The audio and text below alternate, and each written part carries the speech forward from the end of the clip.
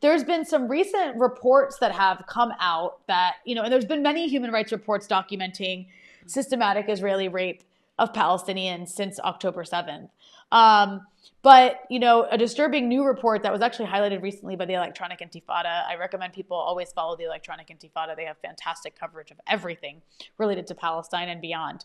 But according to a new report they highlighted, apparently, it turns out sexual torture and abuse against Palestinians in Israeli dungeons is not isolated misconduct, but part of a systematic policy that's being implemented against Palestinians.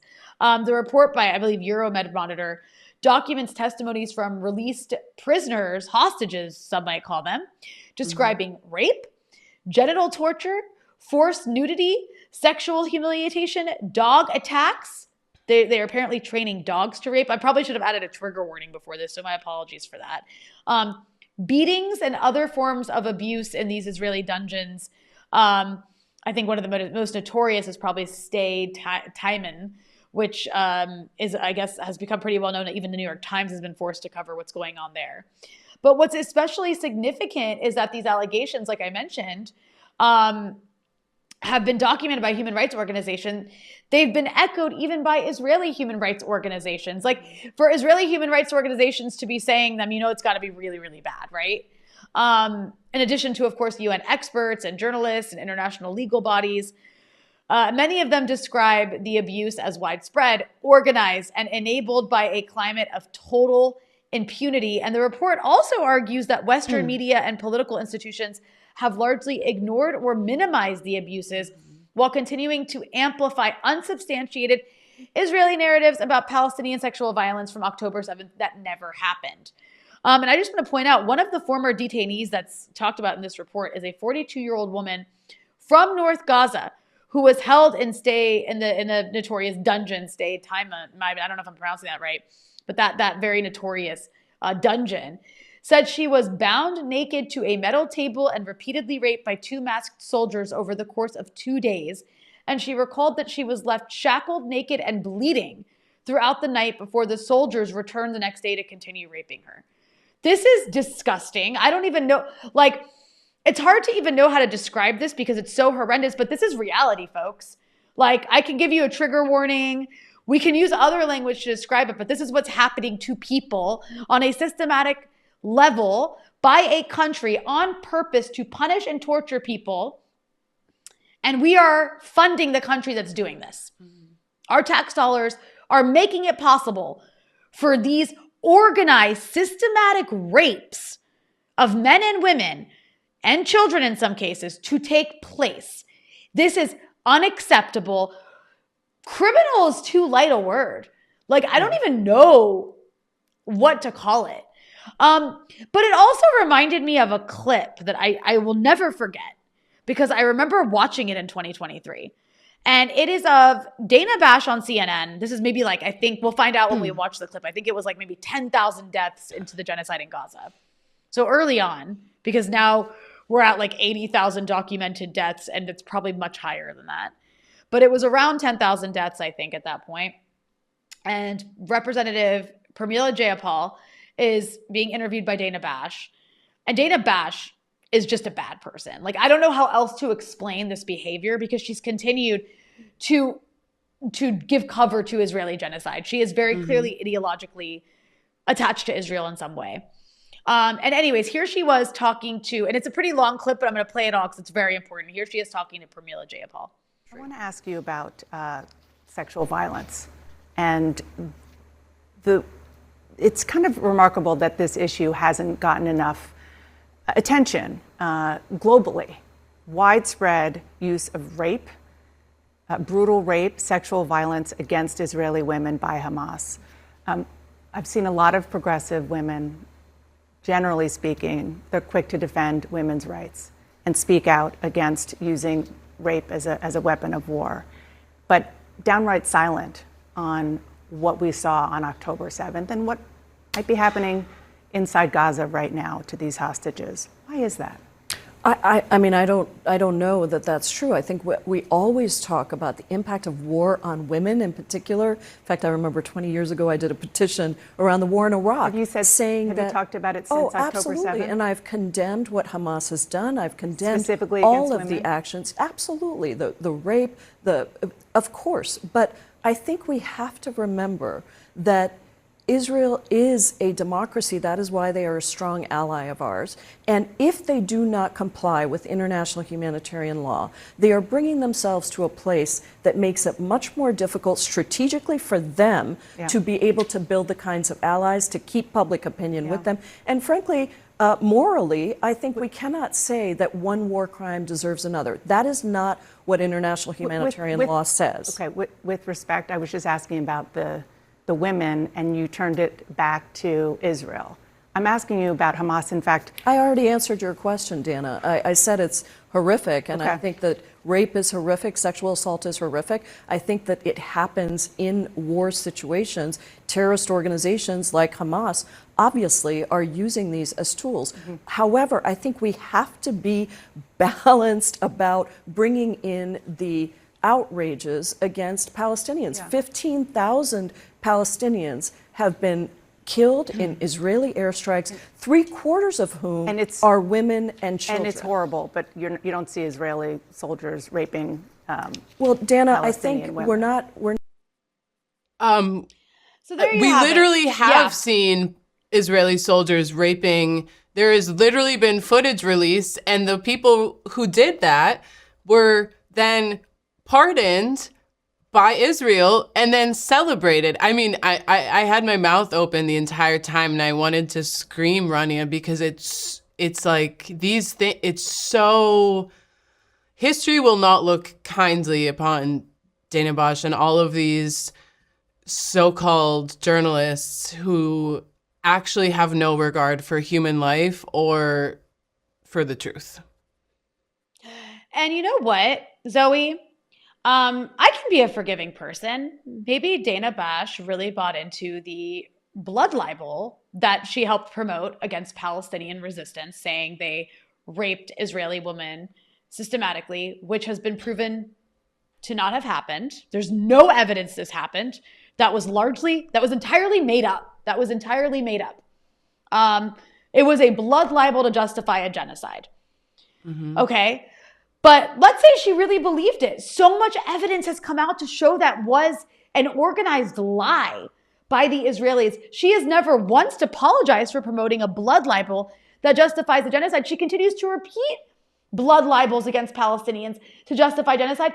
Furthermore, she has never come back and said, you know what, I was wrong. Israeli soldiers are raping Palestinian women. Nope.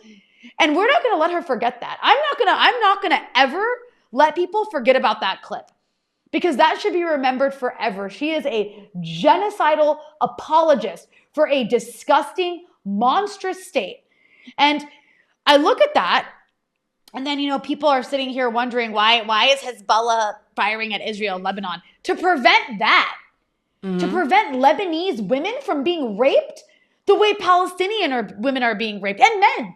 And to men, save by the way. Lebanese women and men from being raped, and children. To save them from being raped. To prevent this army of marauding criminal rapists from coming into this country and violating the bodies of the people who live in it more than they already have. Because that is exactly what they will do, by the way. If they get a chance to get their hands, there are some Lebanese in Israeli prisons. God knows what the Israelis are doing to them. But if you see the Israelis raping Palestinian women and you are silent about it, you're complicit in it if you work for a mainstream media institution and have a platform. If you are promoting the blood libels that justify this and then not even covering it, you are complicit in the rape of Palestinian men, women, and children. And if you are sitting there blaming Lebanese resistance for fighting these rapists, you are complicit in the crimes being committed against the people of Lebanon and any rape that takes place here. Enough of this shit. Excuse my language, but it's infuriating. It's absolutely infuriating that this is allowed to pass. And I just want to say one more thing. Those soldiers you were talking about who were caught on CCTV gang raping a Palestinian man, and then they were pardoned, have returned to service. I don't want those soldiers in my country. Also, I don't want those soldiers in my village. I don't want those soldiers getting their hands on my mother or my aunts and uncles or my cousins. Absolutely not. And I think it's just important to remind people that it's not that they are sex crazed. It's not that Israel, it's not about that, but sexual violence is used as a tool. And I think it's important that these reports have pointed out that it is a policy, because they understand that sexual violence is used as a tool of humiliation and domination. And that is what they are trying to do. They are trying to remove people from their land, and they are trying to traumatize them, humiliate them, socially ostracize them, destroy them mentally, to break their resilience, to break this long and deep tie that they have to their land, because they have not been able to. Like, there is a reason why Israel is using sexual violence against Palestinian people. It's because they have not been able to break the spirit of resistance. And they think by mass raping people and by destroying them psychologically that they may be able to. And this is utterly atrocious. And I'm really glad you brought this story up today, Rania, because I think, like, to some extent, people have become complacent with the atrocious crimes that are being committed. Not only the bombings, but now the fact that there's thousands of people who have been disappeared from Gaza and held in torture facilities. Like, we cannot stop we have to remember this, because it's doctors, it's journalists, it's just everyday people in Gaza that they are trying to destroy. And I mean, every anniversary of the abduction of Dr. Hussam Abu Safia, who stood valiantly in front of the Israeli tanks and said, I am not going to abandon my patients. That is, he is being held in these torture facilities. It is people who have this resilience that they cannot deal with. And I just think we have to remember this. And when we're, again, rightly you say, like, people are somehow forgetting this, and it's allowing them to then turn around and say, well, what's Hezbollah doing? Like, why isn't there surrender? Like, they should just make a deal. And it's like, we're not dealing with we're just so far beyond normal warfare. No, and you're absolutely right. This is to humiliate and break an entire society. That's why this is being done. And it's absolutely horrific. And we need to keep talking about it, as painful as it is. And, I think you said it best. That clip of Dana Bash is not going to be remembered well in history. And you know what? If she's giving a book talk anywhere, remind her of that clip. Raise your hand and remind her of that clip and ask her, do you take back anything that you said now that we have reports of Palestinians being systematically raped by Israeli soldiers? And it's on camera, by the way. Literally. If you don't believe, do you believe Israelis? I know you don't believe Arabs, but do you believe Israelis? And there's even this one crazy story, and I'll end on this, of one of the Israelis who was held prisoner in Gaza, who ultimately was released. She was never raped because, the entire time there were the hostages in Gaza. The whole narrative on the Israeli side and the pro-Israel side was, oh my God, Hamas must be raping all the women because all they know how to do is rape, because disgusting brown people love to rape the whites, right? Turned out she didn't experience any rape. And I'm glad she didn't. I don't want people anywhere to be raped, ever. But the same woman was later raped by her Israeli gym trainer. And I didn't see Dana Bash say anything about that, because actually, like, a settler society like this, actually, there's entire chapters of books written about the way the Israeli military treats the women in the military as, like, basically sex objects to, like, service the men. There's an entire, like, rape culture that totally logically makes sense that it exists in a settler fascistic society that's all geared towards, like, basically predatory, sociopathic, domineering behavior that does tend to translate into sexual violence. But I don't really have anything else to say other than I think your analysis of it is brilliant, and I really appreciate it. And that is how we need to look at it. And we should never stop talking about these crimes just an endless array of crimes being committed, all the worst things you can imagine, like all the worst things you can possibly fathom being committed against the people of this region by this settler ethno state that, again, we are arming. Yeah. That needs to change.